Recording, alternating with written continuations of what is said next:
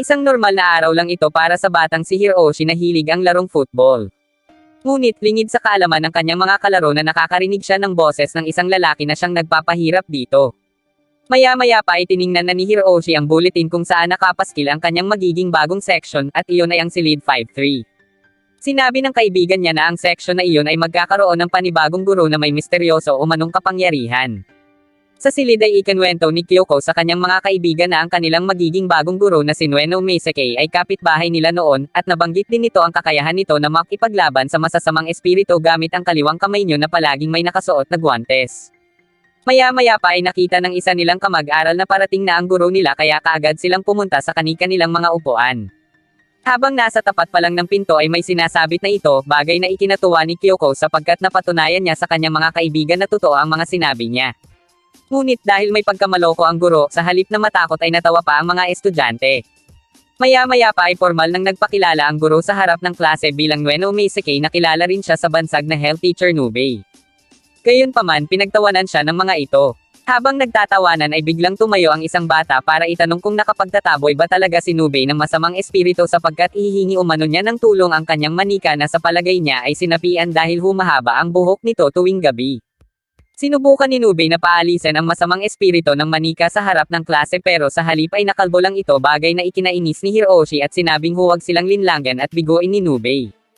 Tumakbo palabas si Hiroshi at naupo sa hagdan habang inis na inis pa rin, nang bigla na naman itong marinig ang boses ng lalaki at pagkatapos ay nanikip na naman ang kanyang dibdib dahilan para mahulog siya sa hagdan. Agad siyang pinuntahan ni Nubei at doon na siya sinimulang tulungan ng guro. Gamit ang Spirit Crystal ay nakita ni Nubei kung saan naroon ang masamang espiritu sa katawan ni Hiroshi pero tumanggi ang bata sa tulong ni Nubei at sinabing paaalisin niya na lang iyon mag-isa sa katawan niya. Ayon kay Nubei, sinapian si Hiroshi ng nilalang na tinatawag na Komori, isang demonyo na lumalamon sa isip at puso ng isang tao. Dahil doon ay si Kyoko na ang nakiusap kay Nubei para matulungan si Hiroshi nang sa gayon ay makapaglaro na muli ito ng maayos. Habang naglalaro ng football ay mapapansin na hindi makapag-focus si Hiroshi dahil sa Komori na nasa likuran nito na siyang nagpapahirap sa kanya sa pamamagitan ng pagpisil sa kanyang puso. Nakita iyon ni Nubei kaya pagkatapos ng laro ay pinuntahan niya ang bata at sinabing hayaan ito na makatulong siya. Nung una ay tumanggi pa si Hiroshi pero nang alisin na ni Nubei ang guwantes ng kaliwa niyang kamay na may Oni no Tei ay napapayag na niya ang bata. Dahil doon ay agad na nilang sinimulan ang pagpapaalis sa masamang espiritu. Hindi nagtagal ay lumabas na iyon sa katawan ni Hiroshi pero bago pa man iyon lumipat kay Kyoko ay pinigilan na agad ito ni Nubei kaya siya ang nasakmal nito. Gayunpaman, nasupil pa rin naman ni Nubei ang masamang espiritu sa pamamagitan ng Oni no Tei. Pagkatapos ay napaluhod na lang si Nubei habang nakahawak sa kaliwa niyang braso, bagay na ipinag-alala ni na Hiroshi, ngunit bigla pa rin naman itong ngumiti sabay tanong kung naniniwala na ba sa kanya ang bata.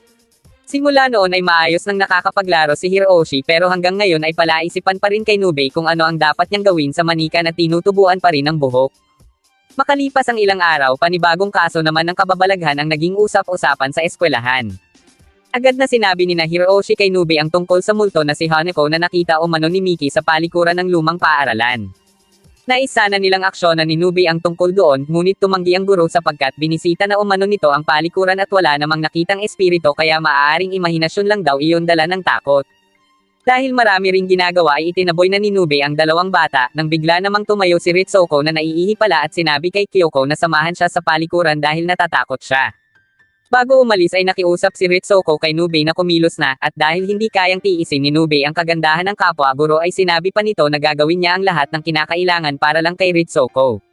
Kinahapunan ay sumama ang dalawang bata kay Nubei papunta sa palikuran at doon ay naglagay sila ng mga fuchi na siyang magsisilbing panghuli sa espiritu dahil oras na dumaan ang espiritu ay gagalaw iyon. Naglagay din sila ng mga fuchi sa pasilyo dahil maaari umanong hindi gibakore si Haneko. Ang gibakore ay isang uri ng multo na hindi makagalaw sa lugar kung saan ito namatay. Wala rin naman umanong nakatala sa paaralang iyon na may namatay doon sa palikuran. Ayon sa isang dyaryo, may isang babaeng estudyante ang namatay dahil sa atake sa puso sa isang palikuran ng paaralang elementarya sa bayan na iyon. Bagamat maituturing na gibakore, sinasabi ng mga tao roon na pinagmumultuhan ni Haneko ang palikuran ng eskwelahan, at gumagala umano ang kaluluwa niyon kung saan-saan. Habang nakakaramdam ng takot ay biglang tumayo si Kyoko para magbanyo at pilit itong nagpasama kay Hiroshi dahil sa takot. Kahit may kasama na ay natatakot pa rin si Kyoko gayong wala naman doon ang multo kaya naisip ni Hiroshi na takutin palalo ito. Dahil sa pagkataranta ay kumaripes na ng takbo palabas si Kyoko nang hindi pa nakasuot ang pang-ibaba hanggang sa madapa ito kaya tawang-tawa naman si Hiroshi. Ngunit ang pagtawa ni Hiroshi ay biglang napalitan ng takot nang mapansin nito ang paggalaw ng Fuchi. Itinuro niya yun kay Kyoko pero dahil sa pagbibiro niya ay hindi ito naniwala sa kanya hanggang sa sumanib pa ang kaluluwa sa katawan ni Kyoko. Agad na tinawag ni Hiroshi si Nubei para masundan nila ang kaluluwa. Habang naglalakad ay sinabi ni Kyoko na hindi iyon ang babae na nasa dyaryo sapagkat naramdaman niya na hindi sa ganoong paraan namatay ang kaluluwang sumanib sa kanya. Sinundan nila ang mga Fuchi hanggang sa makarating sila sa palikuran at doon nila nakita ang isang babae na umiiyak habang sinasabi na hindi niya iyon mabuksan, na masakit ang kanyang tiyan at paulit-ulit na sinasabi ang salitang mainit. Dahil doon ay inalis na ni Nubei ang guwantes ng kaliwa niyang kamay upang hawakan ang kaluluwa ni Hanako para makausap ito. Natuwa ang dalawa sapagkat maaari pala umanong magamit ni Nubei ang kaliwa nitong kamay sa ganong paraan at hindi lamang para puksain ang masasamang espiritu. Habang hawak ang ulo ng kaluluwa ni Hanako ay nag-concentrate si Nubei at doon nito nakita ang masalimuot na pinagdaanan nito. Natatakot pala ito dahil sa trauma sa naganap na labanan. Sinusubukang tumakas ni Hanako mula sa apoy kaya nagpagala-gala ito sa lungsod hanggang sa marating ang paaralang iyon. Nagtungo ito sa palikuran pero dahil sira ang pinto ay hindi nito iyon nagawang buksan at iyon ang dahilan kung bakit sumisigaw si Hanako. Nakahanda naman si Nubei na tulungan ito na makalabas doon para matapos na ang paghihirap nito, bagay na ikinatuwa ni Kyoko, lalo na ng babae. Ilang saglit lang ay nakalaya na si Hanako at magiging mapayapa na ito sa kabilang buhay. Pagkatapos yun ay umalis na si Nubei para makapagpahinga, habang naiwan naman ang dalawang bata na nag-aasaran tungkol sa pagiging duwag. Tumakbo si Hiroshi patungo sa palikuran habang nang asar kay Kyoko nang bigla itong makarinig ng boses ng isang babae na humihingi ng tulong. Natawa lang si Hiroshi at inisip na si Kyoko lang iyon pero pagbukas niya ng pinto ay laking gulat niya sa kaluluwang bumulaga sa kanya. Kinabukasan habang inaantok-antok pa si Nubei ay agad na nagising ang diwa nito nang makita ang napakagandang si Teacher Ritsuko. Naisip niyang yayain ito na kumain sa labas kaya dumiskarte siya sa pamamagitan ng pagsasabing may espiritu sa likod nito. Bilang normal na lang naman kay Nubei ang tungkol sa mga espiritu ay hindi nito naisip na matatakot si Ritsuko kaya palpak ang plano niyang pagyaya dito. Dismayadong pumasok si Nubei sa kanyang silid at doon ay inasar at pinagtawanan pa siya ng kanyang mga eskwela dahil nalaman pala ng mga iyon mula kay Miki ang nangyari. Marami pang nakakatawang pangyayari tungkol kay Nubei ang isiniwalat ni Miki kaya mas lalong napahiya ang guro habang nagtatawanan ang kanyang mga eskwela. Tingid sa kaalaman nila na may napakalaking mata ang nagmamasid din kay Miki. Kinahapunan habang naglalakad si Miki ay may naramdaman itong kakaiba mula sa likod niya pero hindi niya iyon pinansin at sa halip ay nagtago para makinig na naman sa nakakatuwang mga chismis ng isang nanay. Gayunpaman biglang umalis ang dalawang nanay dahil sa inis na palagi na lang may pinagtatawanan ang kapwa nila nanay na iyon. Dahil doon ay napaisip si Miki na ayaw niyang mangyari sa kanya na kainisan din ng iba, ngunit sa kabilang banda ay nagiging masaya naman siya sa ginagawa niya. Natatawang nagpatuloy si Miki sa kanyang paglalakad hanggang sa hindi niya napansin na isang nilalang na mahilig sa madadaldal ang kumuha sa anino niya. Kinabukasan habang tumatakbo si Hiroshi ay aksidente itong bumangga sa kokomelo ni Ritsuko, ngunit sa halip na mapahiya ay tuwang-tuwa pa ito at nakita ng malaking mata ang pangyayaring iyon. Maraming sikreto at nakakatawang pangyayari pa ang nakikita ng malaking mata at lahat ng iyon ay ipinakalat nito gamit ang anino ni Miki. Sinimulan nito kay Hiroshi ngunit maling impormasyon ang ipinagkakalat nito para makasakit ng damdamin kaya ang bawat isa ay napahiya. Sa silid-aralan ay ipinahayag nila ang pagkainis nila kay Miki pero mariin yung itinanggi ng babae dahil wala naman itong kaalam-alam sa ginawa sa kanya ng malaking mata. Dumating na si Nubei sa silid at doon ay hiningi ni Miki ang tulong nito, ngunit sa halip ay pinagsabihan niya ito na masama ang magkalat ng nakakatawang pangyayari at mga sekreto ng iba. Dahil doon ay nakaramdam ng kahihiyan si Miki kaya umalis ito habang umiiyak. Gayunpaman, naisip nito na baka may nagpapanggap na siya, at baka iyon umano ang nagpapakalat ng kasiraan o kahihiyan ng iba kaya kumilos siya upang malaman kung sino iyon. Habang naglalakad ang magkakaklase ay muli silang tinawag ng anino ni Miki upang magkwento na naman ng kahihiyan ng iba kaya napagdesisyonan ng mga ito na huwag na iyong pansinin. Doon na inalis ni Miki ang kanyang balat kayo upang patunayan na hindi siya ang nagpapakalat ng chismis. Laking gulat ng mga bata nang ibunyag ng anino ang kanyang tunay na anyo at nagpakilala bilang Shadow Mouth Demon. Agad nitong kinuha si Miki para kainin pero mabuti na lang at dumating si Nubei para bawiin si Miki mula sa demonyo. Pagkatapos ay hinarap na ni Nubei ang Shadow Mouth pero maging siya ay ipinahiya rin nito. Gayunpaman para kay Nubei ay ordinaryong chismis lang naman iyon dahil hindi naman palaging naririnig ang katotohanan at kung palagi lang maniniwala sa mga sabi-sabi ay masasaktan lamang. Inatake na ng Shadow Mouth si Nubei pero bilang ganti ay pinutol ni Nubei ang 5 nitong dila gamit ang Oni no Tei. Hindi nagtagal ay nasupil na ni Nubei ang demonyo, bagay na ikinatuwa ng mga estudyante nito. Sa huli ay natutuhan ni Mickey na pawang magagandang chismis na lang ang ikukwento niya tungkol kay Nubei. Kinabukasan ay puspusan sa pag-iinsayo si Makoto sa Tetsubo para sa gaganaping pagsusulit bukas. Ngunit nahihirapan siyang itaas ang kanyang katawan dahil masyado siyang maliit. Isa pa ay natatakot siya na baka mapagtawanan kaya pilit siyang nag-insayo. Habang paulit-ulit niyang sinusubukan na itaas ang katawan ay may biglang humawak sa mga paa niya na animoy tinutulungan siya, bagay na labis na ikinatakot ng bata kaya napatakbo na ito palayo. Nang sumunod na araw, habang tumatakbo si Nubei sa pasilyo ng paaralan ay ito naman ang napasubsob sa kokomelo ni Ritsuko. Nagmamadali kasi ito dahil siya ang magiging guro ng gym class na sasailalim sa pagsusulit sa Tetsubo.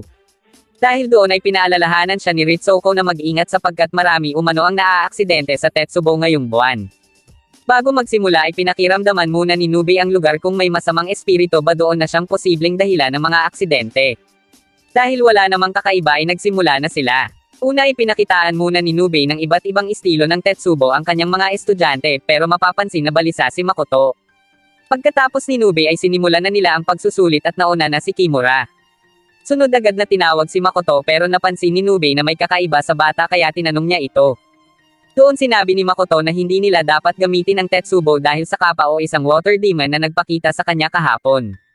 Ngunit sa halip na maniwala ay nagtawanan pa ang ibang estudyante at tinuya pa si Makoto, bagay na ikinainis nito sapagkat nagsasabi umano siya ng totoo.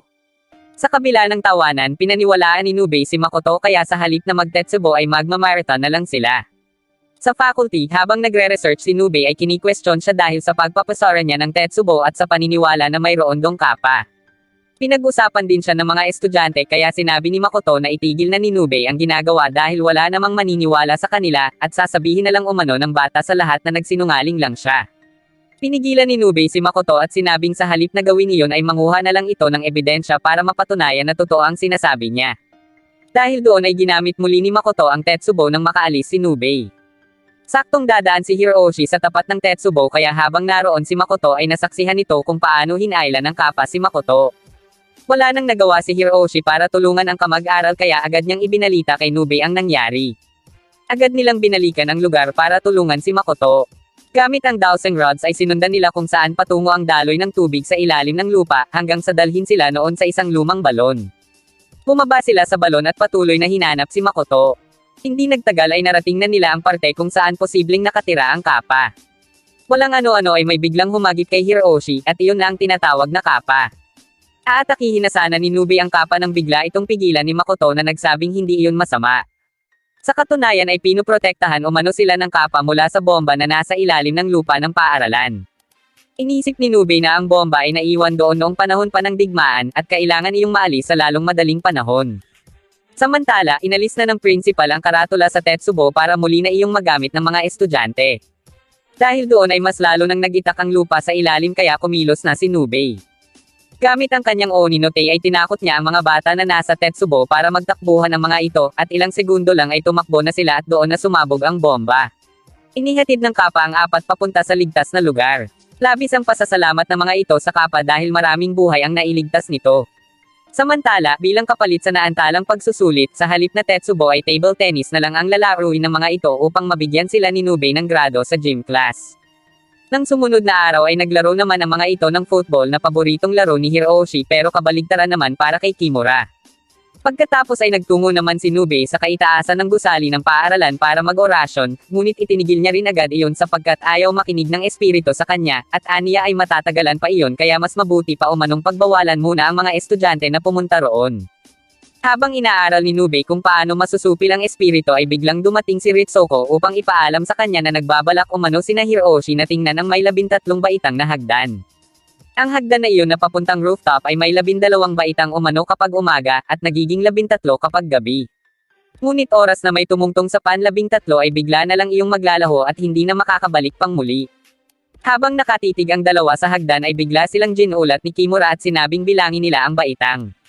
Ginawa yun ng dalawa pero 12 lang ang mga baitang kaya para kay Kimura ay chismis lang ang tungkol sa pan-13.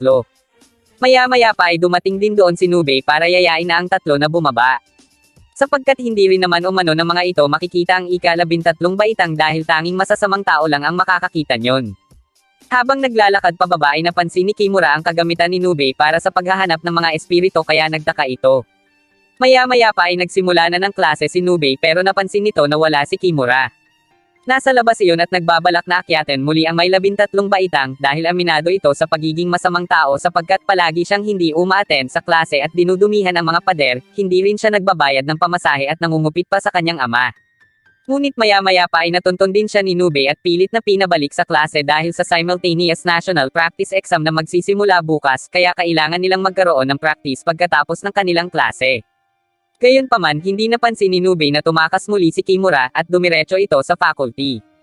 Nang makitang naroon si Ritsuko ay nagkunwari ito na ipinapatawag iyon ni Nubei para palihim na makakuha ng sagutan papel. Doon ay nakilala nito ang pasaway din tulad niya na si Sasaki na palihim ding kumuha ng sagutan papel at inaya pa siya na sumali sa grupo ng mga ito. Samantala, nang makarating si Ritsuko sa silid-aralan ay agad nitong tinanong kung bakit siya ipinatawag ni Nubei kay Kimura. Doon palang nalaman ni Nubei na natakasan na naman siya ni Kimura kaya tinapos na nito ang klase at nagpatulong sa mga estudyante sa paghahanap sa pasaway na bata. Isinama naman ni Sasaki si Kimura sa hagdan na may 13 baitang at sinabing naroon ang mga iba pa nilang kasamahan. Ikinwento nito ang nangyari 10 taon na ang nakaraan tungkol sa isang pasaway na estudyante tulad nila na nananakot sa mga guro gamit ang patalim at nagnanakaw pa ito ng mga pagkain sa tindahan. Tinangka rin umano nito na sunugin ang paaralan pero dahil nahuli iyon ng isang guro ay tumakbo iyon pataas ng hagdan. Sa kasamaang palad ay nadulas iyon at namatay. Pagkatapos ng insidenteng iyon tuwing may pasaway na bata na umaakyat doon sa hagdan ay nagiging 13 ang mga baitang yon. Pinilit na ni Sasaki si Kimura na akyatan ang hagdan at nang nasa pang 12 baitang na sila ay doon na inamin ni Sasaki na siya ang estudyanteng namatay doon. Napasigaw si Kimura nang makita ang tunay na itsura ni Sasaki kaya nalaman ni Nubei ang kinaroroonan niya. Agad nilang pinuntahan si Kimura pero huli na ang lahat dahil naitulak na ni Sasaki si Kimura sa pan-13 baitang. Dahil doon ay inilabas na muli ni Nubei ang kanyang Oni no Tei upang buksan ang lagusan ng pan-13 baitang. Pinakiusapan ni Nubei ang kaluluwa ng mga bata pero nagmatigas ang mga ito dahil alam nila na dahil bata pa sila ay hindi kayang saktan ni Nubei ang mga espiritu nila. Gayunpaman pilit na nagmakaawa si Kimura na mailigtas siya kaya pinagtulungan siyang hilahin nina Hiroshi, Kyoko, at Makoto. Nagtaka ang mga kasamahan ni Sasaki kung bakit tinutulungan ng tatlo si Kimura gayong pasaway din iyon tulad nila. Sa tulong ni Nubei ay tuluyan nilang nabawi si Kimura at pagkatapos ay pinagsabihan niya ang mga espiritu na tigilan na ang pagiging pasaway. Ngunit hindi pa rin nakinig ang mga ito kaya napilitan na si Nubei na gamitin ang kanyang Oni no Tei. Sa huli ay natuto na si Kimura kaya ibinalik na nito sa guro ang saguotang papel at humingi ng paumanhin. Sa kabila ng lahat ay naniniwala pa rin naman si Nubei na mabuting bata si Kimura at simula noon ay naging kaibigan na rin ito ni Hiroshi.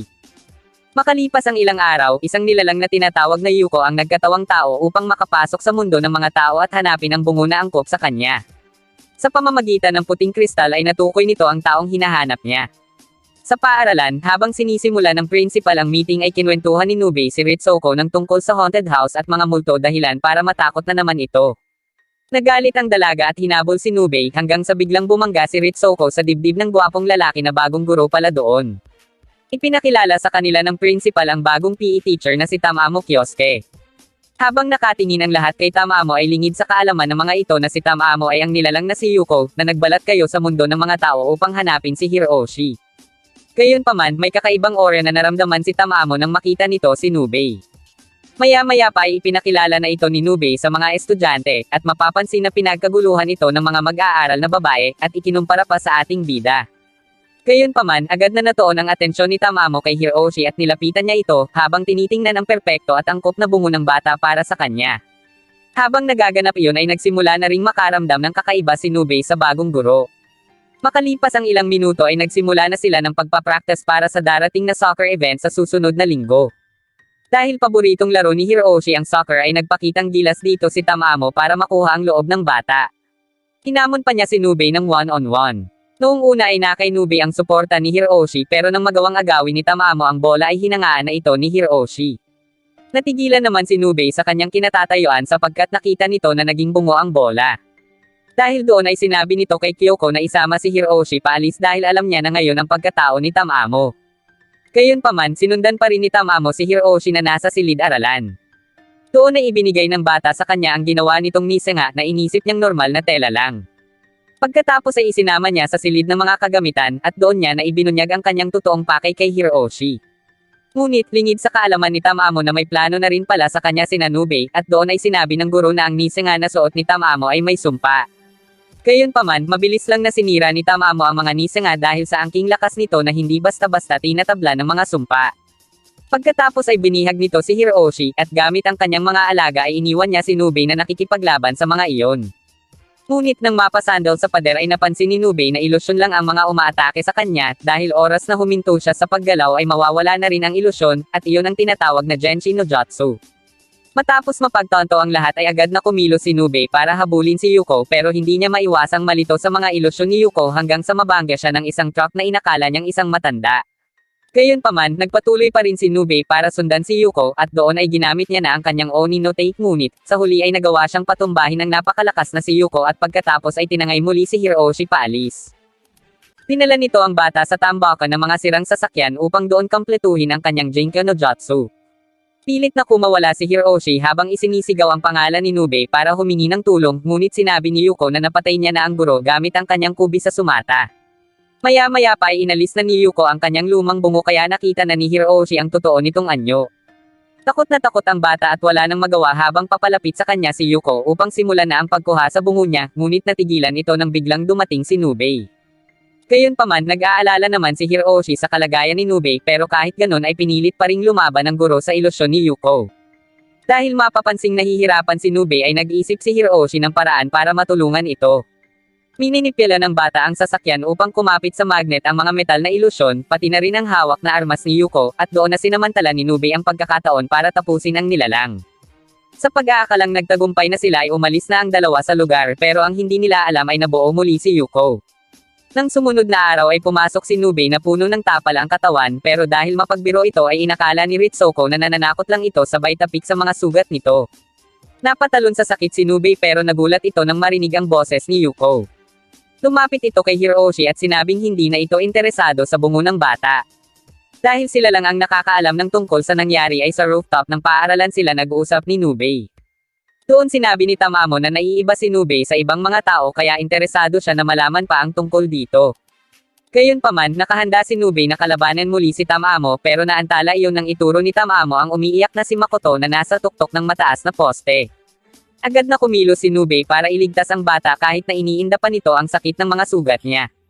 Ngunit pagkarating sa tuktok ay biglang naging watawat ang bata dahil ilusyon lang pala iyon ni Tamamo bagay na labis na ikinainis ni Nubei. Kinahapunan nang pauwi na sana sina Hiroshi at Kyoko ay biglang tinawag ni Tamamo si Hiroshi upang alamin mula dito ang mga bagay na tungkol kay Nubei. Ngunit hindi iyon natuloy dahil biglang dumating si Nubei at doon ay nagharap na muli ang dalawa. Gayunpaman, ang dalawang bata ang pinuntirya ni Yuko kaya agad na tumakbo si Nubei para harangin ang pag-atake nito. Sa pamamagitan yun ay nasusukat ni Yuko ang kakaibang kakayahan ni Nubei kumpara sa mga ordinaryong tao. Sa pangalawang pagkakataon ay muling napabagsak ni Nubei si Yuko. Bagamat tanggap ni Yuko ang pagkatalong muli ay mas naging interesado ito kay Nubei, at sinabi nito na sa susunod nilang pagkikita ay sisiguraduhin na ni Yuko na alam niya na ang sekreto ng guro. Kinagabihan ay late nang nakapaglakad pa uwi si Shoichi dahil nakatulog ito sa klase. Nang walang ano-ano ay may liwanag na sumulpat mula sa likuran niya at lumapit pa iyon sa kanya kaya napasigaw sa takot ang bata. Kinabukasan ay ikinwento ni Shoichi sa kanyang mga kaklase ang tungkol doon at sinabing nakakita siya ng UFO. May ilang mga naniwala pero sina Hiroshi ay hindi kumbinsido sa kwento dahil para sa kanila ay hindi naman totoo ang mga alien. Nagtawanan pa ang apat dahil ilusyon lang naman umano iyon ni Shoichi kaya nilapitan sila nito at ipinakita ang iba't ibang litrato na tungkol sa UFO. Gayunpaman, hindi pa rin naniwala ang mga ito sapagkat hindi naman iyon aktwal na nakuhanan ng litrato ni Shoichi. Dahil doon ay niyaya ni Shoichi ang apat na sumama sa kanya mamayang gabi upang tawagin ang mga alien pero tumanggi ang mga ito. Kinailangan pa niyang sabihin na maghahanda siya ng masasarap na pagkain para lang pumayag ang apat. Sunod na pinuntahan ni Shoichi si Nubei sa faculty room upang yayain din sa pag-aakalang malakas ang telepathic power nito pero hindi pumayag ang guro dahil hindi naman ito naniniwala sa mga UFO. Dahil doon ay palihim na lang na kinuha ni Shoichi ang crystal spirit ni Nubei at dinala sa lugar kung saan nila tatawagan ang mga alien. Nagulat ang apat nang makita na hawak ni Shoichi ang spirit orb pero wala na ang mga itong magawa kundi ang ipagpatuloy ang gusto ni Shoichi para makakain sila ng masasarap na pagkain. Naghawak-hawak sila ng kamay upang simulan na ang pagtawag sa UFO, habang sa faculty ay napansin naman ni Nubei na nawawala ang spirit orb niya. Agad na pumasok sa isip nito kung sino ang posibleng kumuha nyon, at naisip na oras na gamitin yun ni Shoichi nang wala ang pahintulot niya ay may masamang mangyayari. Samantala, makalipas ang isang oras na paulit-ulit na pagtawag nila sa UFO ay nainip na ang apat kaya bumitaw na ang mga ito para kumain. Doon na nagsimulang lumitaw ang UFO, bagay na ikinatuwa ni Shoichi, habang ang apat naman ay gulat na gulat. Tumani yun sa tapat nila at nang bahagyang makalayo ay sinundan nila iyon dala ang mga pagkain para ialok sa mga alien bilang tanda ng kanilang pakikipagkaibigan. Maya-maya pa ay narating na nila ang kinaroroonan ng UFO at namangha sila ng may mga alien na lumabas mula doon. Ngunit taliwas sa kanilang inaasahan ang ugali ng mga iyon, kaya maging ang nagplano na si Shoichi ay natakot na rin sa mga alien, lalo na nang bihagan siya ng mga iyon. Mabuti na lang at dumating doon si Nubei para harapin ang mga alien bago pa man may mangyaring masama kay Shoichi. Pagkatapos maglaho ng mga nilalang ay sinabi ni Nubei sa mga bata na hindi alien ang mga iyon kundi ang tinatawag na creature, mga nilalang na nabuo sa pamamagitan ng espiritu. Ibig sabihin ay multo ang mga iyon na lumilipad sa himpapawid. Pagkatapos maipaliwanag ni Nubei ang tungkol doon ay biglang naiyak si Shoichi dahil umasa ito na magkakaroon na siya ng kaibigan ng mga alien, pero sinabihan ito ni Nubei na huwag iyakan ang ganoong bagay dahil hindi naman totoo ang mga alien. Pawang mga planeta lang umano ang nasa kalawakan, kaya sa huli ay naintindihan din ni Shoichi na tama nga ang kanilang guro. Lumipas ang ilang araw at nagkaroon ng field trip ang kanilang section sa isang amusement park. Sumama rin sa kanila si Ritsuko, bagay na ikinatuwa ni Nubei dahil iniisip nito na magiging magkatabi sila sa roller coaster, at sa pamamagitan yon ay mararamdaman niya ang kokomelon ni Ritsuko oras na yumapos iyon sa kanya. Ngunit, hindi nangyari ang imahinasyon ni Nubei dahil ang babae sa likod niya ang nakatabi niya. Pagkatapos ay nagkayayaan naman ang apat na estudyante na pasukin ang inexperience zone. Doon nila natutuhan ang tungkol sa astral projection. Ito ay tumutukoy sa paniniwala o karanasan kung saan ang isang tao ay maaaring lumabas mula sa kanyang pisikal na katawan at maglakbay sa ibang lugar o dimensyon. Nang malaman ang tungkol sa astral projection ay naging interesado si Miki, kaya inaral pa talaga nito kung paano iyon gawin at saka sinubukan. Dahil sa pag-aaral na iyon ay kinyo lang sa tulog si Miki, kaya kinabukasan habang nasa klase ay inaantok pa ito. Dahil doon ay pinagbigyan ni Nubei si Miki na matulog muna sa klinik ng paaralan. Habang natutulog ay doon na nangyari kay Miki ang inaral niyang astral projection. Humaba ang kanyang leeg at nakagala siya sa paaralan hanggang sa makarating sa faculty. Nagulat sa kanya ang principal, pero sinabi niya rito na panaginip lang naman iyon. Iginala pa niya ang kanyang ulo at narating niya ang mesa ni Nubei kung saan naroon ang mga sagot para sa pagsusulit nila mamaya sa matematika. Dahil iniisip ni Miki na panaginip lang ang nangyayari ay inandire pa nito si Ritsuko pagpasok nito sa silid. Napasigaw ng malakas ang guro, kaya napaatras na si Miki at nagising na mula sa kanyang pagkakatulog. Pumunta si Miki sa faculty na siyang pinanggalingan ng sigaw, at nang makita siya ni Ritsuko ay sinabi nito na siya ang multo, sabay na himatay. Nainis si Miki dahil pinagkamalan siyang multo, gayong napakagandang araw niya para katakutin. Maya-maya pa ay nagsimula na ang pagsusulit nila sa matematika, at laking tuwa naman ni Miki nang maalala niya ang mga sagot na nakita niya sa faculty, kaya nakakuha siya ng perpektong score. Kinagabihan, muling gumana ang astral projection ni Miki, kaya pumunta ito sa bahay ng kanyang mga kaklase upang tingnan kung ano ang ginagawa ng mga ito. Tawang-tawa si Miki sa reaksyon ng mga kaklase niya, pero kinabukasan ay hindi niya alam na pinag-uusapan na pala siya ng mga ito. Pagpasok niya sa silid ay galit ang lahat sa kanya at tinawag pa siya ng mga itong multo. Humingi si Miki ng tulong kay Nubei, ngunit seryosong sinabi ng guro na mag-usap sila sa pribadong lugar. Natakot si Miki kaya tumakbo siya palayo para magtago sa mga ito. Sa gymnasium ng paaralan niya ikinubli ang sarili hanggang sa nakatulog na siya doon. Doon ay hindi niya namalayan na nakahiwalay na ang kaluluwa niya sa kanyang katawan, kaya napasigaw siya sa takot ng mapagtanto iyon. Sa lakas ng kanyang sigaw ay natunton na siya ni Nubei at agad siyang tinulungan ng guro na mapabalik ang kaluluwa niya sa kanyang katawan. Malaki ang pasasalamat ni Miki sa kanyang guro, kaya napaiyak at napayakap na lang ito kay Nubei.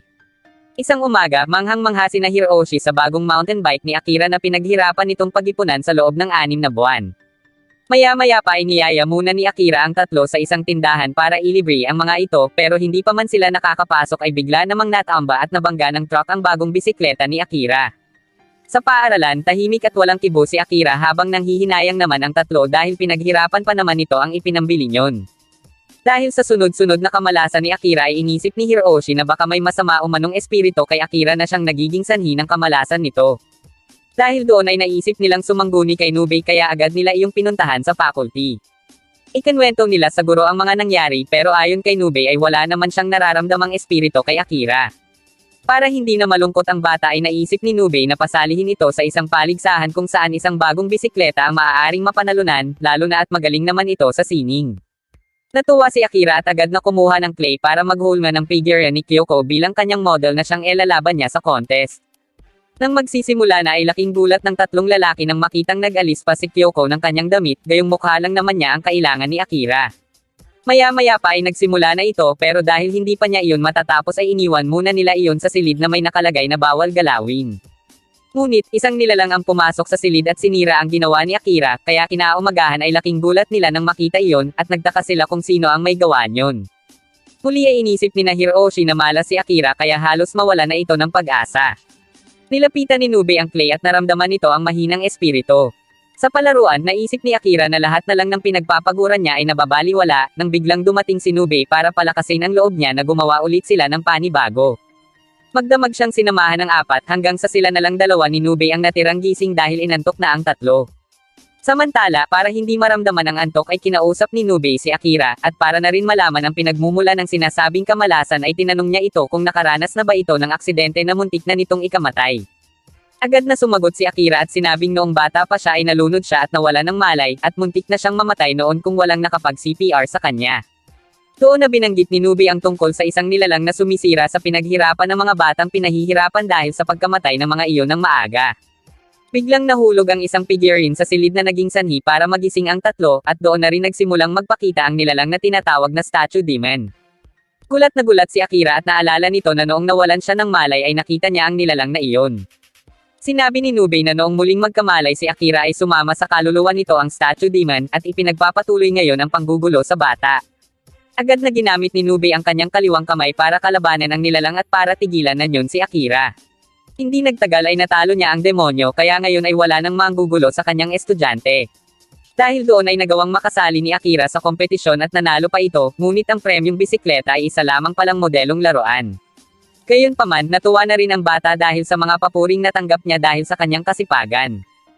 Kinagabihan, habang naghihilamos si Kyoko ay may bigla itong narinig mula sa kanyang likod pero nang lumingon siya ay wala namang kakaiba kaya inisip niyang imahinasyon lang iyon. Ngunit sa salamin ay naiwan ang kanyang refleksyon na nakangiti ng masama. Kinabukasan, masayang nagkantahan sa silid-aralan dahil sa apat na mag-aaral na magkakasabay ang araw ng kapanganakan. Pagkatapos ay napag-usapan ng mga ito kung paano ipinagdiriwang ng apat ang kanilang kaarawan.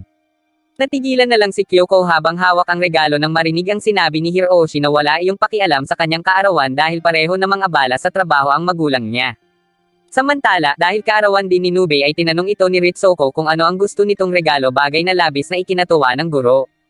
Sa labas ng paaralan, nakipaglaro na lang ng soccer si Hiroshi sa kanyang mga kaklase, habang nakatingin lang sa kanya si Kyoko na hawak pa rin ang regalo nang bigla itong tawagin ni Miki upang imbitahan sa bahay ng isa pang may birthday na si Nori.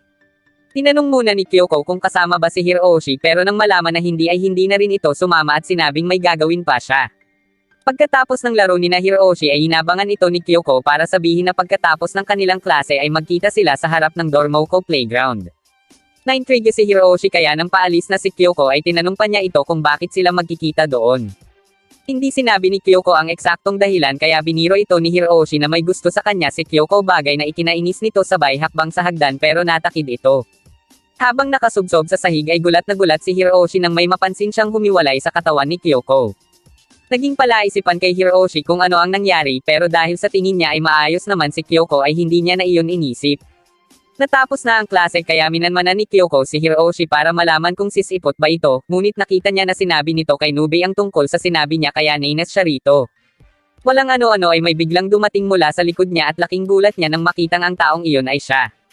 Agad niyang sinabi kay Nube na may doppelganger siya pero dahil hindi alam ni Nube ang tungkol sa ganon ay sinabi nito na kathang-isip lang iyon. Dahil walang maaasahang tulong ay umalis na si Kyoko habang naiwan naman si Hiroshi na inis kay Nube. Nang tuluyan ng makalabas si Kyoko ay doon na palihim na tinanong ng guro kung kailan nakita ni Hiroshi ang paglabas ng doppelganger ni Kyoko. Ang totoo ay alam naman talaga ni Nube ang tungkol doon pero pinili nitong itago yun kay Kyoko dahil masyado iyong delikado, sapagkat mamamatay si Kyoko kung hindi nila mahahanap ang espiritu nito. Ngunit lingid sa kaalaman ng dalawa na narinig pala nito ang usapan nila. Hindi na nagpatumpik-tampak pa si Nube at kumilos na ito para hanapin ang espiritu ng bata, habang inutusan naman nito si Hiroshi na hanapin si Kyoko. Ipinagtanong ni Hiroshi sa kanilang mga kamag-aral kung nakita ng mga ito si Kyoko, nang biglang dumating si Kimura at sinabing nahimatay si Kyoko kaya dinala iyon sa klinik. Pataas ng pataas ang temperatura ni Kyoko pero hindi pa rin naman tumitigil si Nube sa paghahanap sa espiritu nito. Naalala ni Kyoko sa kanyang panaginip na kaarawan ni Hiroshi kaya nang magising ito ay agad niyang iniabot dito ang regalo. Gayunpaman, tinanggihan iyon ni Hiroshi at sinabing ayaw niya nga ng mga regalo sa kaarawan niya, hanggang sa muli na namang mawala ng malay si Kyoko. Hindi nagtagal ay dumating na si Nube sa klinik pero sinabi nito na hindi niya mahanap ang espiritu ni Kyoko, at ang tanging pag-asa na lang umano nila ay ang malaman kung saang lugar sana gustong makipagkita ni Kyoko kay Hiroshi. Naalala ni Hiroshi ang sinabi ni Kyoko kaya agad ang mga itong kumilos para dalhin ito sa Dormoko Playground. Naroon nga ang espiritu ni Kyoko, at dahil nawala na ng pulso ang bata ay agad nang pinabalik ni Nube ang espiritu. At dahil maayos na ang lahat ay niyaya na ni Nube ang dalawa na bumalik sa paaralan upang hindi na mag-alala pa ang iba. Nang sumunod na araw, isang higanteng itlog ang nakuha ni Kimura sa isang templo sa kagubatan. Upang malaman kung ano iyon ay iminungkahi ni Kyoko na ipakita iyon kay Nube pero tumanggi si Kimura dahil ayaw nito na mawala iyon sa kanya. Maya-maya pa ay bigla nang dumating si Nube at dumaan pa iyon sa harapan nila kaya itinago ni Kimura ang malaking itlog. Ngunit mapapansin na inaantok pa ang guro hanggang sa makarating na ito sa paaralan kung saan nagbabalik ng muli si Tamamo. Inis na inis si Nube nang malaman ang pagbabalik ni Tamamo pero para tigilan siya nito ay inuto niya si Nube ng peking Ritsuko, hanggang sa mapagtanto nito na ibang tao pala iyon kaya nagulat ito at napahiya sa ibang mga guro. Habang inisip ni Tamamo na nais niyang malaman ang pinanggagalingan ng kapangyarihan ni Nube, bigla siyang nilapitan ni Miki para ibigay ang isang love letter pero dahil ayaw niyang magkaroon ng emosyon sa mga tao ay itinapon niya lang agad ang sulat. Kinahapunan ay sinamahan ni Tamamo ang mga estudyante para magputol ng mga damo dahil nakalimutan umano ni Nube ang tungkol doon.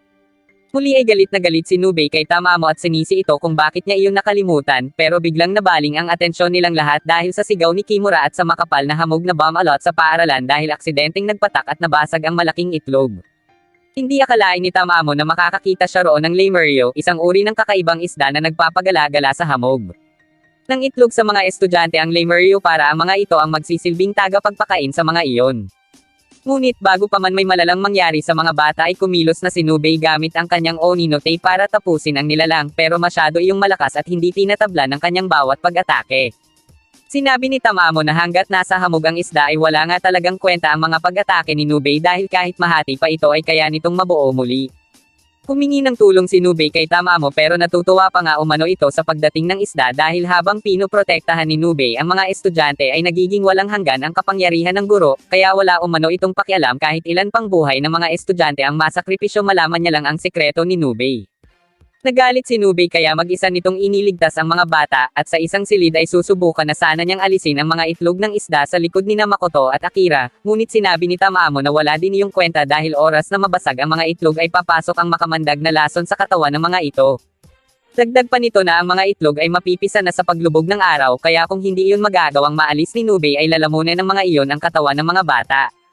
Umiyak at sinisi ni Kimura ang kanyang sarili dahil sa nangyari pero para kay Nube ay ayos lang iyon dahil gagawa naman siya ng paraan para matapos ang pangyayaring iyon. Kumuha sina Hiroshi ng lambat at nilagyan iyon ni Nube ng silang teknik para mahuli ang Lemurio. Dahil isa iyong halimaw, ibig sabihin ay takot iyon sa araw kaya hindi na pinatagal pa ni Nube at kumilos na ito bago pa man lumubog ang araw. Nagtagumpay naman sila na maiangat ang Lemurio mula sa ilalim ng hamog, ngunit bigla nitong inatake ang silid na kinaroroonan ng mga bata.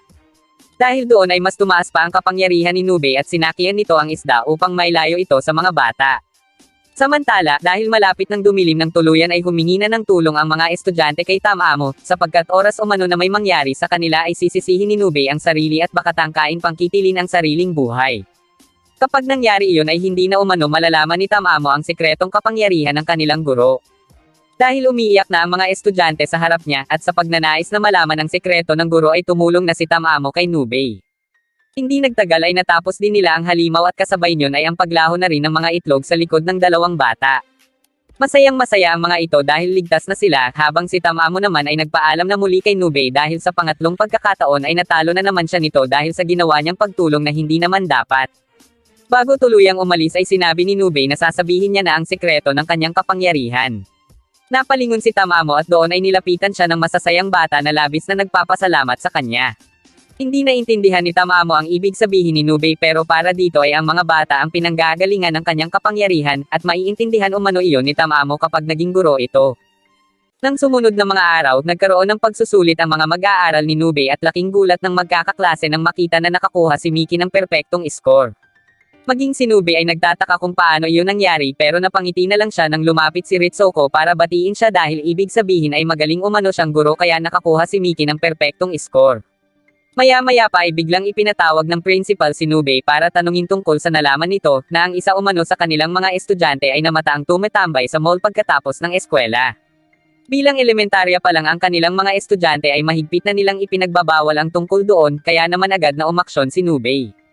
Pumunta ito sa Daomori Town Center Street pero nang makita sa isang claw machine ang maliit na figurean ng crush niyang si Ritsuko ay agad itong naglaro para makuha iyon at doon na naubos ang kanyang oras. Dapit hapon na nang makukuha na sana ni Nubei ang maliit na figurean at napasama na rin ang figurean ni Yukamei, ang dalagang nagkakagusto kay Nubei. Gayunpaman, dahil tinangka niyang makuha ang figurean gamit ang kanyang Oni no Tei, nagulat siya sa hiyaw ng isang babae na nakakita sa kamay niya, kaya sa huli ay hindi rin siya nagtagumpay.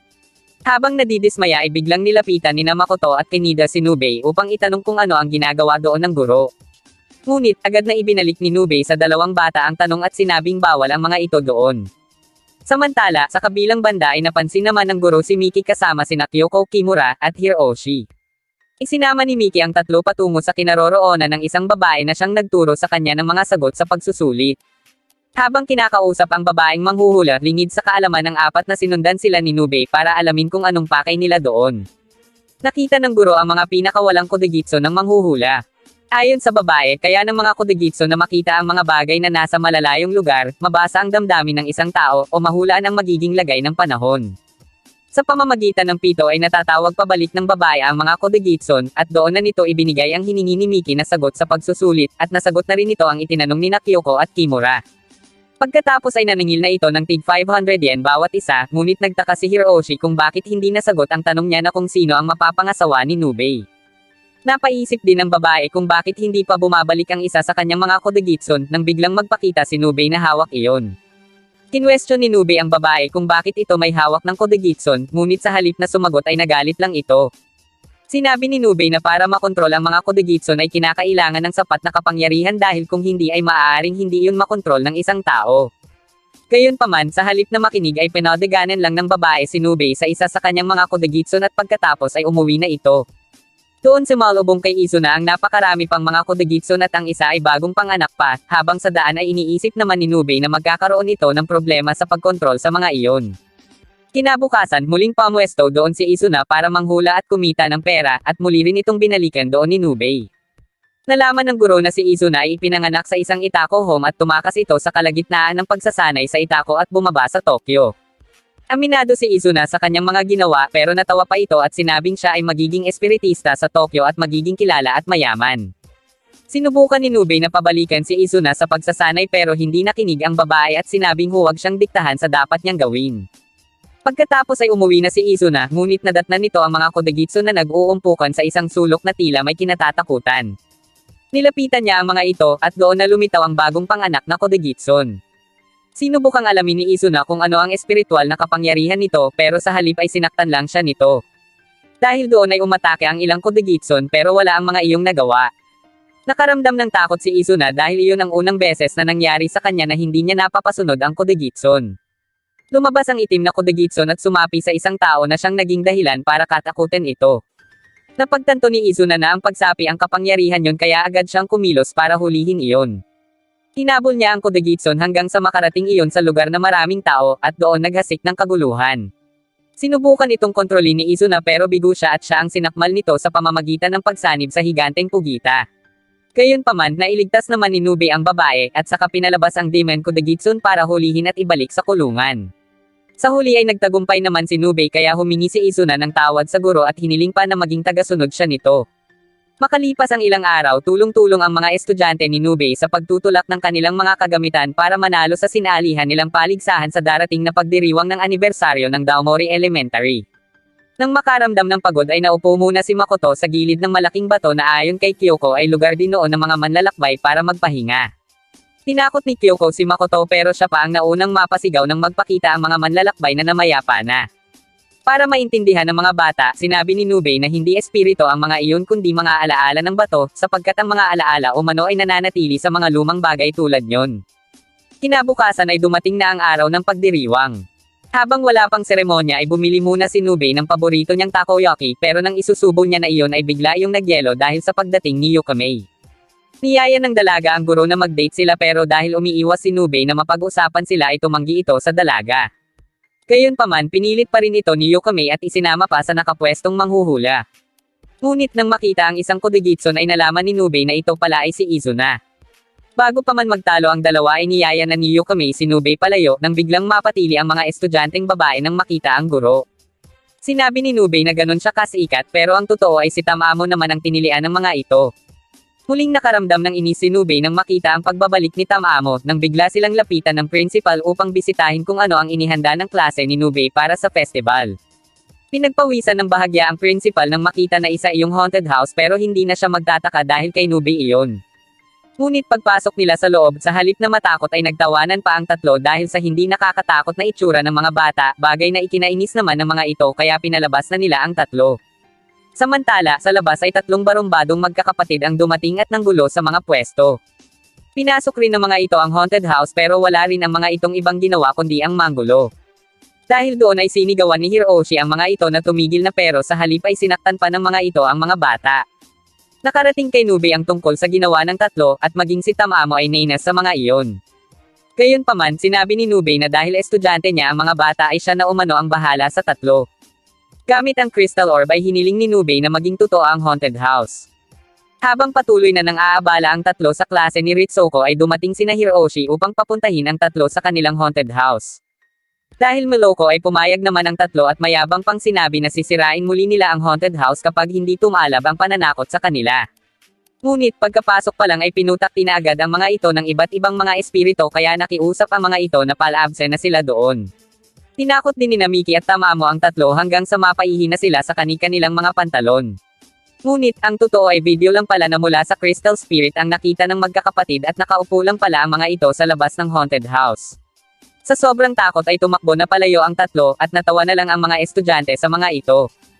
Pagkatapos ng naganap na festival ay balik normal na sa Daomori Elementary.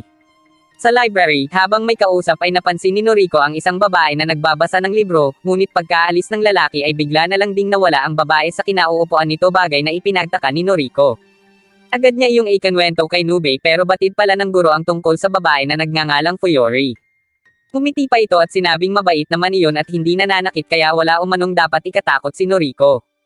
Bumalik si Noriko sa library at dumating doon si Ritsuko upang ipasunog ang mga luma at sirang libro. Bilang mahilig magbasa ay nang hinayang si Noriko. Nang sumunod na araw, sa silid-aralan ay muling nagpakita kay Noriko ang batang babae.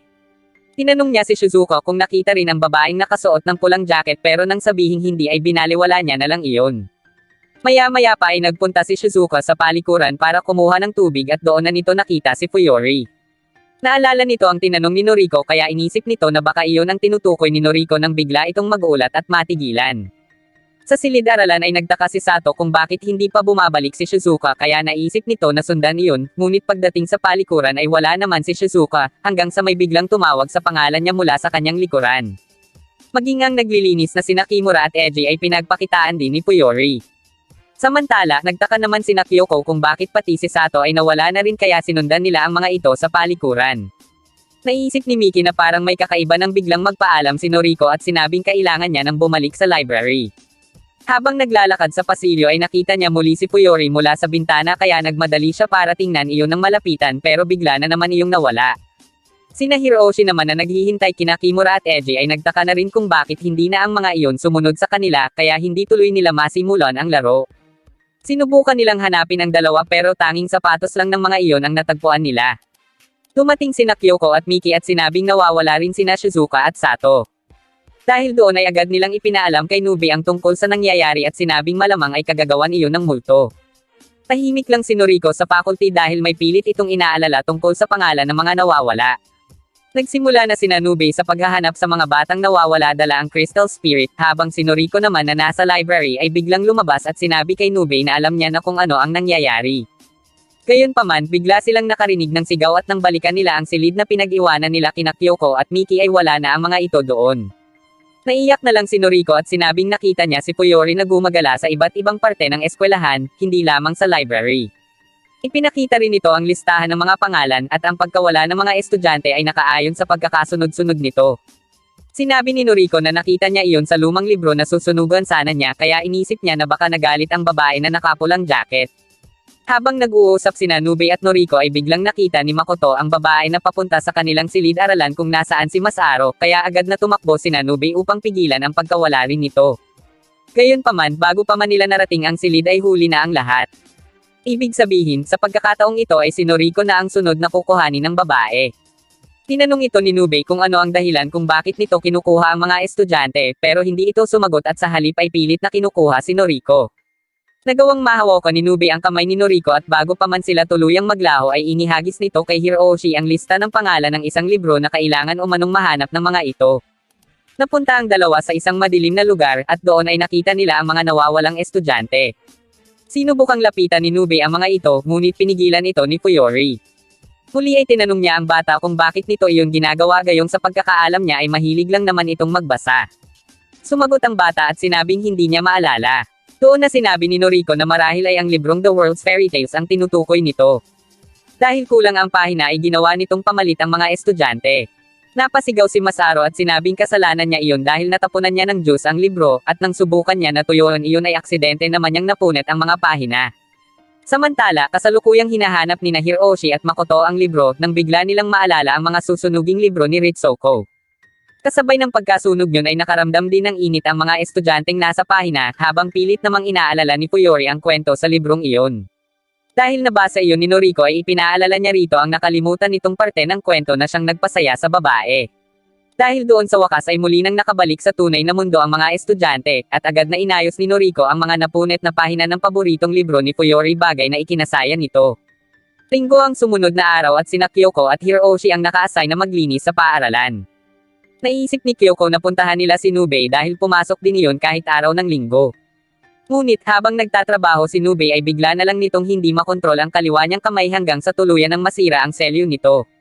Nang marinig ang sigaw ng guro ay agad na tumakbo ang dalawa para tingnan kung ano ang nangyari doon. Maya-maya pa ay dumating din si Tamamo sa paaralan kaya hiningan ito ni Kyoko ng tulong. Gulat na gulat si Tamamo nang makita ang kalagayan ng kaliwang braso ni Nube at sinabing iyon ang Josh AB of Death. Ayon sa Rikujin Chokosen, ito ay isang panahon kung kailan ang espiritual na kapangyarihan ng isang tao ay higit na bumababa sa loob ng kanyang buhay, at mukhang ngayon ang Josh AB of Death ni Nube. Maaari umanong makontrol ng demonyo ang katawan ni Nube hanggang sa ang puso at katawan nito ay magbagong anyo. Labis na nag-aalala sina Hiroshi at Kyoko kaya pilit ang mga itong humingi ng tulong kay Tamamo para mailigtas ang guro. Ngunit dahil masyadong makapangyarihan ay hindi alam ni Tamamo kung ano ang kanyang gagawin. Pilit na umisip ng paraan si Tamamo hanggang sa maalala nito na mas mainam kung maiintindihan niya ang paraan kung saan sinilihan noon ni Nube ang demonyo. Mabuti na lang at alam ng dalawang bata ang tungkol doon kaya sinabi ng mga ito na nangyari iyon sa isang paaralang tinuruan ni Nube 3 taon na ang nakakaraan. Ayon kay Hiroshi ay pinapaalis noon ni Nube ang demonyo sa isang estudyanteng sinapian, at doon sinilihan ni Nube ang demonyong iyon sa kamay niya. Agad na pumunta ang tatlo sa tinutukoy na silid ng paaralan, at gamit ang isang bilog na animoy crystal ay hiniling ni Tamamo na ipakita sa kanila ang sandali na isinilang ang Oni no Tei. Hindi nagtagal ay lumabas na ang refleksyon ng pangyayari sa silid na iyon 3 taon na ang nakalipas. Nang mga panahon na iyon ay normal pa ang kaliwang kamay ni Nube. Habang nagkaklase si Nube ay nahulog mula rito ang kwintas na may litrato ng dati niyang guro. Inisip ng mga estudyante nito na kasintahan iyon ng guro, pero ikinwento ni Nube sa mga ito kung sino ang babaeng iyon sa buhay niya. Palagi siyang pinoprotektahan ni Minako at halos ina na ang turing niya doon dahil iyon lang din ang tanging nakakaintindi sa kanya. Pero para mapaulayos ang demonyo sa katawan ni Nube ay naging biktima mismo si Minako. Mula noon ay ipinangako ni Nube na paprotektahan niya ang mga estudyante niya gaya ng pagprotekta niyon sa kanya. Umiiyak na dumating sa silid ang isang estudyante upang ibalita ang nangyayari kay Sakhan. Sa pagkakataong ito ay sinabi ni Tamamo na malalaman na nila ang sikreto ng Oni no Tei. Hindi na pinatagal pa ni Nube at sinimulan na nito ang pagpapaalis sa espiritong nakasapi kay Sakhan. Laking gulat nito nang lumabas ang napakalakas na espiritu, at maging si Tamamo ay hindi makapaniwala kung paano iyon nagawang talunin ni Nube. Gayunpaman, kumpiyansa si Nubei na matatalo niya ang masamang espiritu sa pamamagitan ng kakayahang namana niya kay Monoko. Ngunit nang subukan niyang kalabanan iyon ay napatalsik lang agad siya ng malakas na espiritu. Pagkatapos ay unti-unti itong lumapit kay Nubei pero hindi na ituloy ng masamang espiritu ang planong pagtapos dito, bagkus ay nakiusap ito na selyohan na siya nito. Doon na nalaman ni Nubei na si Monoko pala ang masamang espiritu. Hindi lubos maisip ni Nubei na naging demonyo na ang kanyang guro at inisip na kung isiselyo niya ang demonyo ay hindi na kailanman makakalaya ang espiritu ni Monoko at makukulong na lang iyon sa kadiliman ng impyerno. Gayunpaman pilit na nakiusap si Monoko at sinabing huwag siyang alalahanin ni Nubei habang patuloy na tumataas ang kapangyarihan ng demonyo. Dahil doon ay napilitan na si Nubei na selyohan ito at ipinangakong ililigtas niya ang kaluluwa ni Monoko mula sa demonyo. Pero habang hindi pa dumarating ang araw na iyon ay nangako rin ito na paprotektahan ang mga bata mula sa masasamang espiritu. Ngayon ay naintindihan na ng tatlo ang sikreto ng Oni no Tail kaya bumalik na sila sa kasalukuyan upang gisingin ang kaluluwa ni Monoko nang sa gayon ay tulungan ito si Nubei. Dahil doon ay bumalik na muli sa normal na anyo ang kaliwang kamay ni Nubei bagay na labis na ipinagpasalamat ni Kyoko at Hiroshi kay Tamamo. Habang naglalakad ay iniisip ni Tamamo na naiintindihan niya na ang sikreto sa likod ng misteryosong kapangyarihan ni Nubei. Nang sumunod na araw habang nagkukwento si Izuna sa kanyang dalawang kaibigan ay bigla na lang nag-apoy ang uniforme nito hanggang sa tuluyan na itong mawala ng saplot. Dahil ilang beses na iyong nangyari ay naisipan ni Izuna na humingi ng tulong kay Nubei, ngunit sa halip ay natawa lang ang guro at hindi naniwala. Tumayo ito at sinabing ipapakita niya kung ano ang totoo at saka nito inilabas ang lotto ticket na napanalunan niya. Habang natutuwa ang guro ay bigla na namang nag-apoy ang kasuotan ni Izuna at nahagip din nito ang lotto ticket ni Nubei, kaya nang tanungin ito ni Izuna kung naniniwala na ay naiyak na lang ang guro. Maya-maya pa ay nagtungo na ang mga ito sa library upang magsaliksik ng impormasyon tungkol sa kondisyon ni Izuna. Hindi nagtagal ay nabasa ni Miki ang tungkol kay Lily White na nooy ilang beses ring nag-apoy tulad ng kaibigan. Naintindihan na ni Nubei ang nangyayari at sinabing iyon ang tinatawag na psychokinetic power kung saan nangyayari iyon tuwing may pressure sa isipan. Dahil doon ay napagtanto ni Miki na kay Izuna ang problema kaya inisip nilang dalawa ni Kyoko na marahil ay in love si Izuna. Mariing itinanggi ni Izuna ang paratang ngunit hindi niya iyon maitago dahil sa pamumula ng kanyang mukha. Tinuwanan ni Nubei ang estudyante dahilan para mapahiya ito nang bigla na namang mag-apoy ang damit nito. Dahil sa inis sa guro ay tumakbo si Izuna palabas ng silid nang wala man lang saplot kaya agad itong sinundan ni Kyoko at Miki. Ngunit bago pa man ito maabyutan ng dalawa ay nakita na ni Kimura, Hiroshi, at Shoichi ang katawan ni Izuna. Naiwan si Nubei sa library at ipinagpatuloy nito ang pangangalap ng impormasyon. Samantala, habang naliligo kasama ang mga Kodegitsu na inis si Izuna at pinagsisisihan na humingi pa siya ng tulong kay Nubei, hanggang sa makatulog na siya doon at napanaginipan niya ang taong crush niya. Dahil doon ay nag-apoy na naman si Izuna kaya nag-init din ang tubig sa paligon. Kinabukasan ay mapapansin na pinag-uusapan si Izuna ng ibang mga estudyante, at iniiwasan na rin siya ng mga kaibigan niya bagay na ikinalungkot ng dalaga. Inisip niyang wala na siyang magiging kaibigan hanggang sa dumating sina Kyoko at Miki na may dalang pamalit na damit kung sakali mang mag-apoy na naman ang katawan niya. Sinabi rin ng dalawa na hindi sila matutulungan ni Nubei kaya sila na lang ang luluotel sa problema nito. Ngunit ang totoo ay patago silang binabantayan ni Nubei. Ayon kina Miki, kailangang mag-ingat ni Izuna sapagkat maaaring matuno ang buong katawan nito kung maging malala ang kaso katulad ng nangyari noon kay Madam Maria ng Amerika na tanging mga paa na lang ang natira. Natakot si Izuna nang marinig ang tungkol doon kaya hinikayat ni Kyoko si Izuna na sabihin na ang dahilan kung bakit ito napipressure. Dahil doon ay inamin na ni Izuna ang tungkol sa lalaking nagugustuhan niya, at isinama niya ang dalawa sa lugar kung saan niya iyon madalas makita. Nang muling makita ni Izuna ang lalaki ay kinilig ito at nagsimula na namang mag-apoy ang kanyang katawan kaya agad itong pinagbihis ng dalawa. Ngayong alam na nila na iyon nga ang dahilan ay pinilit nila si Izuna na lapitan ang lalaki upang mawala na ang stress sa katawan nito dahil sa hindi nito maaming nararamdaman. Noong una ay ayaw pa iyong gawin ni Izuna pero ipinaalala ni Miki na doon nakasalalay ang buhay nito. Dahil doon ay napilitan na si Izuna na sundin ang sinasabi ng dalawa kaya lakas loob niyang nilapitan ang lalaki. Ngunit wala pa mang nasa sambit na salita ay nagsimula na namang mag-apoy ang katawan ni Izuna kaya tumakbo na agad ito palayo. Pagkatapos makapagbihis ay muling itinulak ng dalawa si Izuna para subukan muling lapitan ang lalaki, ngunit sa pangalawang pagkakataon ay nag-apoy muli ang katawan nito. Muling nagbihis si Izuna at saka naglakad palapit kay Miki Saka ngunit nang may lakas na siya ng loob ay bigla namang dumating si Saki na kasintahan pala ni Miki Saka. Labis na nasaktan si Izuna kaya muling nag-apoy ang katawan nito. Agad na dumating si Nube at sinabing mas tumaas ngayon ang espiritual na kapangyarihan ni Izuna kaya maaaring hindi na iyon kayanin ng katawan ng dalaga. Tumakbo palayo si Izuna kaya agad itong sinundan ni Nube bago pa man may mangyaring masama dito. Gamit ang Oni no Te ay plano ni Nube na burahin na lang ang alaala ni Izuna, ngunit natigilan sila ng kusang mawala ang apoy sa katawan ni Izuna matapos nitong may sigaw ang kanyang galit. Pagkatapos ay nilapitan ito ni Nube upang bigyan ng saplot, at ngayon ay natutuhan ng kontrolin ni Izuna ang pag-apoy ng kanyang katawan. Lumipas ang ilang araw at biglang naging malamig ang panahon kahit nalalapit na ang tag-araw. Dahil doon ay natuwa naman sina Kyoko para kay Yukame dahil sa wakas ay maibibigay na nito kay Nube ang tinahi nitong scarf. Nang parating na si Nube ay saktong may dumaan na magkasintahan sa harap ni Yukame kaya ginaya nito ang ginawa ng babae para makaramdam ng init ang kasintahan nito. Ngunit nang hipa niya rin ang likod ni Nube ay napasigaw ito sapagkat sa halip na makaramdam ng init ay nagyelo pa ang likod ng guro dahil sa kakayahan ni Yukame na makapagbuga ng yelo. Dahil doon ay sinigawan ni Nube si Yukame at tinawag pa iyong halimaw. Gayunpaman pilit pa ring ibinigay ni Yukame ang scarf, ngunit sa kabila ng pagtanggap ni Nube ay sinabi nito kay Yukame na hindi sila maaaring magmahalan dahil sa pagiging halimaw ng dalaga. Biglang dumating si Ritsuko pero dahil nadulas iyon ay agad na tumakbo palapit si Nube para tulungan ang kapwa guro. Ipinagamit din ni Nube ang scarf kay Ritsuko bagay na labis na ikinasakit ng damdamin ni Yukame kaya umuwi na lang ito. Habang umiiyak sa kanyang silid ay biglang lumitaw ang isang nilalang upang ipaalala kay Yukame ang tungkol sa batas na oras na tumungtong sa edad na 16 ang isang Yuki-onna ay kailangan itong kumidnap ng isang lalaki. Pero dahil hindi iyon ginawa ni Yukame, at dahil espesyal ito ay ipinag-utos ng Diyos ng kabundukan na mamuhay na si Yukame bilang tao bagay na ikinagulat at ikinatuwa nito. Ngunit para maisakatuparan iyon ay kailangan munang mag-alay ni Yukame ng isang magandang babae at kuhanin ang kaluluwa nito.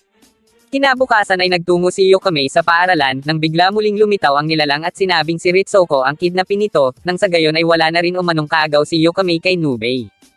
Gayunpaman, hindi iyon madali para kay Yukame sapagkat hindi niya kayang pumatay ng tao. Dahil doon ay ang nilalang na ang kumilos para kidnapin si Ritsuko kaya agad iyong sinundan ni Yukame. Agad namang ipinaalam ng mga bata kay Nube ang tungkol sa nangyari, kaya hindi na ito nag-aksaya pa ng oras at kumilos na para iligtas ang dalaga. Sa isang kuweba ay iginapos si Ritsuko sa pamamagitan ng yelo, habang sinasabi dito ni Yukame ang tungkol sa planong pagkuha sa kaluluwa nito, nang sa gayon ay tuluyan na siyang maging tao at para matanggap na rin siya ni Nube. Maya-maya pa ay naramdaman ng nilalang na paparating na si Nube kaya pinagmadali na nito si Yukame na gawin ang plano, ngunit napaluhod lang si Yukame dahil hindi niya talaga kayang pumatay ng tao. Dahil doon ay inamin na ng nilalang na hindi totoong magiging tao si Yukame oras na makuha nito ang kaluluwa ni Ritsuko, dahil ang totoo ay magbabalik lang ang nagyayelong puso ni Yukame na siyang makapagpapabalik naman dito sa kabundukan upang maging isang ganap na Yuki-onna. Dahil sa nalaman ay agad na pinakawalan ni Yukame si Ritsuko kaya nakatakbo ito palabas sa kuweba. Sakto namang dumating na rin doon si Nube kaya sinabi ni Ritsuko sa mga ito ang mga nangyari. Sa kabila ng panganib ay pinili ni Nube na pasukin ang kuweba para iligtas si Yukame, alang-alang na rin sa lahat ng ginawa niyon para sa kanya. Gamit ang Oni no Te ay hinarap niya ang nilalang hanggang sa tumulong na rin si Yukame sa pagpuksa dito. Sa huli ay humingi si Nube ng tawad kay Yukame at inamin na rin ito ang totoong nararamdaman para sa dalaga. Masaya si Yukame nang malaman na minamahal din pala siya ni Nube, ngunit habang niyayaya siya ni Nube na mamasyal at mag-date ay nawalan na ng malay si Yukame at naglaho na mula sa mga kamay ni Nube. Tanging ang scarf na lang ang naiwan ni Yukame sa mundo bago pa man ito bumalik sa nyebe. Kinagabihan pagka-uwi ay naghanda na si Kyoko para maligo, ngunit laking gulat nito nang makita na sobrang dumi ng kanilang banyo. Kinabukasan ay naging usap-usapan ng marami ang tungkol sa maruming banyo dahil ang ilan sa mga ito ay nakaranas din ng ganoong pangyayari. Habang nagtataka sina Hiroshi kung paano iyon nangyari ay bigla namang dumating si Miki at sinabi ang tungkol sa narinig nitong balita. Ayon umano sa matandang mandar ambong na nakasabay nito sa tren, ang sanhi ng maruming banyo ay ang isinumpang pampublikong paligan sa Daomori. Natakot ang tatlo tungkol sa narinig nila pero mariing pinabulaanan ni Makoto ang kwento dahil mabait umano ang matandang nagmamay-ari ng paligan. Sa Daomori Bathhouse, dalawang lalaki ang dumating upang tisahin ang presyo ng gusali, bagay na ikinainis ng matanda dahil hindi naman ito ibibenta ang lugar. Sa kabila ng hindi pagpayag ng matanda ay pinasok pa rin ng dalawa ang gusali kaya hindi sila tinigilan ng matanda hanggat hindi sila napapaalis doon. Dahil doon ay nagbanta ang dalawa na mawawala ng customer ang matanda kung hindi pa rin iyon ibibenta sa kanila. Ipinarinig ng dalawa ang tungkol sa nababalitang sumpa sa paligan bagay na ikinatakot ng mga naliligo doon. Pagkaalis ng dalawang mandar ambong ay sunod na ring nag-alisan ang mga customer sa paligan. Maya-maya pa ay dumating sa lugar si Makoto at tinulungan nitong maglinis ang matanda. Dahil sa pagkaubos ng mga customer ay pinanghinaan na ng loob ang matanda at inisip na ibenta na nga lang niya ang gusali, ngunit sinabi ni Makoto na hahanapin niya ang may kagagawa ng mga nangyayari dahil may kilala o mano ito na maaaring makatulong sa kanya. Agad na pinuntahan ng bata si Nube at nakiusap na tulungan siya sa pag-iimbestiga bago pa man tuluyang isuko ng matanda ang gusali. Pumayag naman si Nube, bagay na labis na ikinatuwa ni Makoto. Kinagabihan, si Miki naman at ang iba pang mga kalapit-bahay ang nakaranas ng maruming banyo kaya naging usap-usapan na naman sa paaralan ang tungkol sa misteryong iyon. Dumating si Makoto sa silid at niyaya ang mga ito na sa Daomori Bathhouse na lang maligo, at sinabing iniimbestigahan na naman ni Nube ang tungkol sa nangyayari. Pumayag ang mga ito, at pagkarating doon ay nadatnan nila ang dami ng mga taong nais maligo doon, dahil sa pare-parehong marumi ang banyo nila sa kanilang mga bahay. Pumasok na ang mga ito sa paligan, ngunit mapapansin na tila may ibang binabalak sina Hiroshi at Kimura. Sa labas ay muling dumating ang mga lalaking nais bumili ng gusali, at muling nagbalak ng masama para sirain ang bathhouse nang gayon ay ibenta na iyon sa kanila. Pagkagat ng dilim ay isinagawa na nila ang plano, habang ang karamihan ay nag-enjoy pa sa kanilang pagligo. Sa dami ng naliligo ay hindi naiwasan ng mga lalaki na bahagyang sumilip para makakita ng Cocomelon. Maging si Yukame ay naroon din sapagkat biktima rin ito ng maruming banyo. Habang nagre-relax naman si Nube ay bigla itong nakaramdam ng espiritu. Agad na lumabas si Nube at doon niya nakita ang dalawang lalaki na hinahabol ng itim na nilalang. Dahil sa takot ay tumakbo lang ang dalawa hanggang sa makarating ang mga ito sa paligan ng mga babae. Nagkagulo ang mga ito kaya inalam ni Makoto kung ano ang nangyayari. Doon nila nakita ang mga maliliit na nilalang kaya inisip ng matanda na isinumpa nga ang lugar. Ngunit, sinabi ni Nube na ang mga halimaw na iyon ay tinatawag na Tsukumogami at hindi umano totoo na isinumpa ng paligan dahil gawa-gawa lang ng dalawang makong na gustong bilhin ang gusali ang peking balita. Dahil doon ay agad na pinagyelo ni Yukame ang dalawa para hindi na makatakas. Pinigilan naman ni Nube si Makoto sa pananakit sa mga Tsukumogami at sinabing ang totoo ay naroon ang mga iyon para tulungan ang matanda. Inilabas ni Nube ang tunay na anyo ng mga iyon at sinabing totoong ang mga ito ang nagpapadumi sa mga banyo, nang sa gayon ay bumalik ang kasaganaan ng Daomori Bathhouse. Natuwa ang matanda sa kanyang nalaman kaya nangako ito sa mga Tsukumogami na gagawin niya ang lahat ng kanyang makakaya hanggang sa huli. Makalipas ang ilang araw ay nanatiling marami ang customer ng matanda sa kanyang bathhouse, bagay na ikinatuwa nito. Kinabukasan sa paaralan ay sabay-sabay na kumain ng tanghalian ang Section 5-3. Lumapit si Miki kay Kyoko upang ibigay ang mga karot sa pagkain niya bilang regalo o mano sa kaarawan nito bukas. Pero ang totoo ay ayaw lang naman talagang kainin ni Miki ang mga karot kaya nito ibinibigay kay Kyoko. Dahil kaarawan bukas ni Kyoko ay naisip nila na tumatanda na sila kaya napag-usapan sa klase ang mga pangarap nilang maging paglaki nila. Para kay Kyoko ay nais niyang magkaroon ng magandang trabaho balang araw at magpakasal sa lalaking gusto niya. Agad siyang biniro ni Miki kung si Hiroshi ba ang gusto niyang pakasalan, bagay na itinanggi niya para hindi siya lokohin ng iba. Kinabukasan maagang ginising si Kyoko ng kanyang ina dahil mahuhuli na umano siya sa kanyang trabaho. Nagulat si Kyoko sa kanyang narinig at inisip na nagbibiro lang ang kanyang ina kaya agad niyang tiningnan ang sarili sa salamin. Nagulat siya nang makitang tumanda na nga siya at ngayon ay nagtatrabaho na sa isang opisina. Dahil doon ay nagmadali siyang nagbihis para pumasok sa trabaho, pero habang tumatakbo papuntang sakayan ay litong-lito pa rin si Kyoko kung paano nangyari na matanda na siya ngayon. Pagkarating sa opisina ay nagulat muli si Kyoko nang makita na si Isu na ang supervisor niya, at habang ginagawa ang tambak na trabaho ay iniisip niya kung panaginip lang ba iyon, at pagkatapos ay namiss niya ang panahon ng kanyang kabataan. Nakatanggap siya ng tawag mula kay Miki para ipaalala sa kanya ang tungkol sa pagdiriwang niya ng kanyang kaarawan sa bahay ng mga ito mamayang gabi. Pagkarating doon ay hindi makapaniwala si Kyoko na may triplets ng anak si Miki at nakita rin niya si Noro sa telebisyon dahil isa na iyong artista. Tuluyan na ring naging guro si Tamamo at isa sa mga estudyante nito ay ang panganay na anak ni Miki. Ngunit ang mas lalong hindi mapaniwalaan ni Kyoko ay nang makita na si Hiroshi pala ang napangasawa ng kaibigan. Biglang naiyak si Kyoko at sinabing kalokohan lang ang lahat ng nangyayari, sabay takbo paalis sa bahay ni Miki. Pumunta si Kyoko sa Daomori Elementary School para hanapin si Nube, ngunit bigo siya na matagpuan doon ang guro. Nang paalis na sana siya ay sinalubong siya ni Yukame kaya agad niyang inalam ang kinaroroonan ni Nube. Sinamahan naman siya ni Yukame patungo sa bahay ni Nube, pero dahil isa itong Yuki-onna ay hindi umano ito maaring lumapit kay Nube kaya umalis na si Yukame. Pagkarating sa bahay ay nakita niya doon sina Ritsoko at Nube, ngunit paralisado ang guro dahil umano sa nakalaban nito na napakalakas na espiritu noong makagraduate sa paaralan sina Kyoko. Gulat na gulat at hindi makapaniwala si Kyoko at sinabing kahapon lang naman nangyari ang masasaya nilang alaala. Pilit na hiniling ni Kyoko na ibalik siya sa panahong iyon. Doon na sinabi ni Nubei na si Kyoko ay pinamamalagian ng isang halimaw. Gamit ang oni ni Tae ay inalis ni Nubei ang halimaw sa likod ni Kyoko na siyang may kagagawa ng mga nangyayari ngayon sa dalaga. Pinuksan ni Nubei ang halimaw kaya naman nakabalik na si Kyoko sa totoong mundo. Nang magising ay tuwang-tuwa si Kyoko dahil hindi totoo ang lahat ng nangyari at masaya itong pumunta sa kanilang silid-aralan. Doon siya sinurpresa ng kanyang mga kamag-aral dahil ngayon ang kanyang kaarawan. Binigyan siya ni Hiroshi ng bulaklak habang dumating naman si Yukame na may dalang nagyayelong mga bulaklak para kay Nubei. Lumapit si Kyoko kay Nubei at sinabing kahit wala siyang ideya sa mangyayari sa hinaharap ay isang bagay lang ang sigurado siya na kasama nila si Nubei magpakailanman. Umiiyak na niyakap ni Kyoko si Nubei at sinabing mahal niya ito bilang kanilang guro. Nang sumunod na araw bilang proyekto ay ginawan si Nubei ng kanyang mga estudyante ng maiksing pagbabalik tanaw tungkol sa mga nangyari sa buhay nito simula nang magkasama-sama sila. Una na ay ang pakikipaglaban nito sa iba't ibang uri ng mga halimaw para lang maipagtanggol ang kanyang mga estudyante. Pangalawa ay ang kwentong pag-ibig ni Nubei sapagkat alam naman ng kanyang mga estudyante kung gaano ito nahumaling sa kapwa guro na si Ritsuko. Ngunit dumating at umeksena si Yukame na malaki ang pagkagusto kay Nubei kaya naman ganoon na lang ang pagseselos nito kapag nakikitang magkasama sina Nubei at Ritsuko. Dumating pa sa punto kung saan muntik ng paslangin ni Yukame si Ritsuko pero mas nanaag dito ang kabutihan.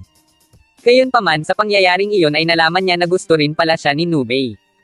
Sa huli ay idineklara ng mga bata na si Yukame ang nanalo sa puso ng guro, ngunit umalma si Ritsuko kaya sinabi ni Nubei na mahal niya rin si Ritsuko. Dahil doon ay pinapili siya ng dalawa kung sino ang mas mahal niya pero dahil hindi makasagot si Nubei ay nainas si Yukame kaya pinagyelo nito ang mga iyon. Habang nababalot sa yelo ay sunod nang ipinakita ni Makoto ang 10 estudyante sa Class 5-3 na siyang may pinakamalalang sinaniba ng masamang espiritu. Sinimulan niya ito mula sa nakakatakot hanggang sa pinaka-nakakatakot. Maya-maya pa ay biglang pinutol na ni Miki ang pagkukwento ni Makoto dahil mauubusan na umano sila ng oras at sinabing ituloy na nito kung ano ang nasa mismong senaryo. Pagkatapos maluso ang nakabalot na yelo kay Nubei ay ipinagpatuloy na ng mga bata ang pagbabalik tanaw sa buhay ng guro at iyon ay ang pagiging magkaribal nito at ni Tamamo pagdating sa pagiging malakas. Sa huli, bago tuluyang matapos ang palabas ay isang misteryosong bisita ang inimbitahan ng mga estudyante sapagkat gustong-gusto umano nitong makita si Nubei. Inisip ni Nubei na magandang babae iyon, ngunit sa halip ay lumitaw ang isang matandang espiritu kasama ang pamilya umano nito na siyang bumitin sa buong katawan ni Nubei. Dahil sa takot ay nagtakbuhan na ang mga bata at naiwan mag-isa ang guro.